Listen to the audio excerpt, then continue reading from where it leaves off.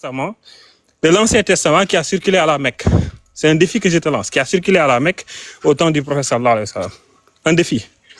Alors, c'est un targum de se quelconque. faire traiter d'idiot par un idiot, mais ça me surprend Quand j'ai dit cancre, j'ai pas dit idiot. D'un mouton comme toi qui suit des choses sans réfléchir. Alors, les fâchés, le premier texte, les Juifs disent que c'est Moïse leur prophète. Donc, c'est Moïse qui a envoyé ces textes-là. Maintenant, c'est à toi de savoir, c'est à toi de me dire il vient à quel moment par rapport à Ibrahim. Le livre, quelle est la révélation qu'a Moïse, il vient à quel moment par rapport à Ibrahim. Dis-moi quel est le livre où la Moïse, il vient à quel moment par rapport à Ibrahim alayhi salam. Puisque toi, tu es savant. Comme tu es un mouton, dis-moi quel est le livre qu'Abraham a reçu. Yero, s'il te plaît. Non, mais tu vois, le mec là, c'est un con, il me parle de révélation. Ce petit cancre là, il pense que c'est Ibrahim, on ne parle même pas de livre que Abraham a reçu. Maintenant qu'ils nous disent quel est le livre que Abraham a reçu. Yero, Yahweh veut dire quoi? Yahweh, ça veut dire quoi? Qu'ils nous disent quel est le livre que Abraham a reçu, quelle révélation qu'Abraham a reçue. Qu'ils nous disent ça ici. Yero, je ne sais pas. Dites-moi, enseignez-moi, je ne sais pas. Mais tu dis des choses et puis après tu viens. Dans ce cas, tu fais des affirmations. Pourquoi? Tu affirmes avec certitude des choses et quand on te demande, je ne sais pas. Je fais des affirmations pour les doués d'intelligence. Mais quand c'est comme ça, donne-nous des sources. Doué d'intelligence. Parce que pour ce que tu ne sais pas, pour ce que tu ne sais pas, il médite et ça suffit. Yero, pour ce que tu ne sais pas, le tétragramme là, il n'y a pas voyelle dedans. Il n'y a pas voyelle dans le tétragramme.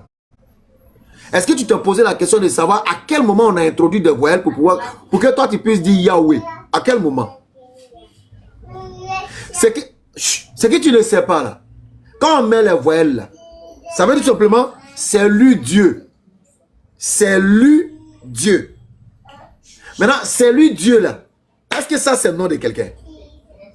C'est lui Dieu. C'est pas le nom de quelqu'un, comment on appelle Yero? L'araméen, l'hébreu, l'arabe, c'est des langues sémitiques. Tu as une fois vu un hébreu en train d'insulter le nom Allah? Tu as une fois vu un hébreu en train d'insulter le nom Allah? Tu as une fois vu?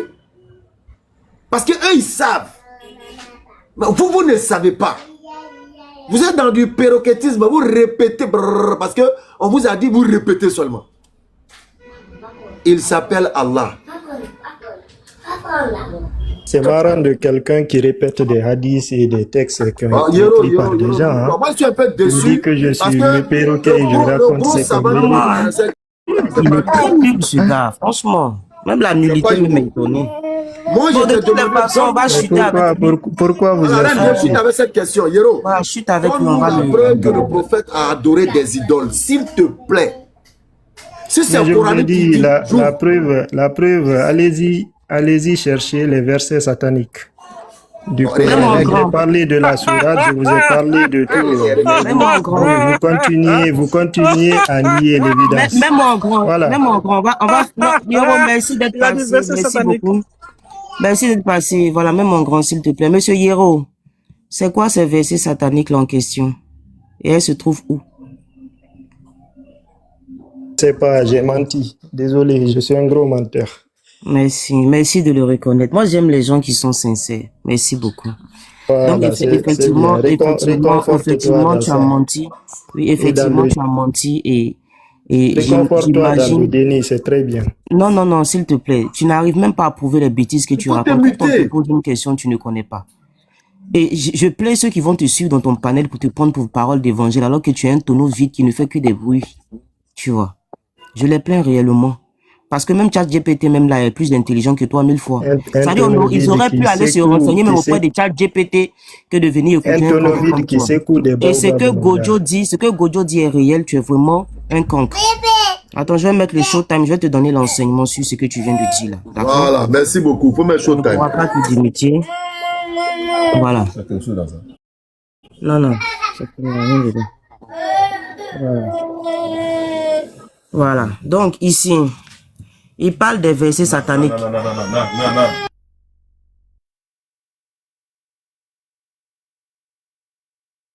Ça n'a jamais existé, ces soi-disant versets sataniques. Et lorsque tu as fait ta prise de parole, mais figure-toi que je t'ai enregistré, je vais me faire un malin plaisir d'afficher ton niveau de débilité. Tu comprends? Donc, ici, tu as dit qu'il y a eu des versets sataniques. Ça n'a jamais existé dans le Coran. Ça a été une mauvaise compréhension. Et là, je suis dans le prophète de l'islam de Mohamed Hamidullah. Et ce chapitre-là est évoqué ici dans le passage sur les migrations en Abyssinie. Donc ici, on dit quoi? Voilà le chapitre où tu parles des versets sataniques là. Ça n'a jamais existé. Donc, quelque temps après, suivait un incident. Voilà l'incident dont il s'agit. Un jour, le prophète célébrait l'office devant la Kaaba, récitant le chapitre 53 du Coran, et il arriva à ces versets. Donc, il arrive à ces versets. Et voilà les versets. Eh bien, les voyez-vous, Lat, Uzza, ainsi que Manat, cette troisième? C'est une question. Sont-elles de grands seigneurs? Encore une question, n'est-ce pas? Et leur intercession donne-t-elle de l'espoir? Encore une question, qui sera répondue par la suite. Les commentateurs musulmans disent en général que ces deux versets n'existaient point dans le passage récité par Mohammed, mais que Satan les interpola et les fit entendre par les païens seulement. À supposer, même que le texte diabolique se trouvait dans ce que le prophète récitait, l'explication ne pose pas de problème. Donc on va même si tu prends ton postulat là, voilà l'explication. Voilà. Il semble qu'on connaissait ces versets et que l'on dit que quelqu'un chanta ces deux derniers versets sur un ton diaboliquement affirmatif. Donc, qu'est-ce qui va causer un problème?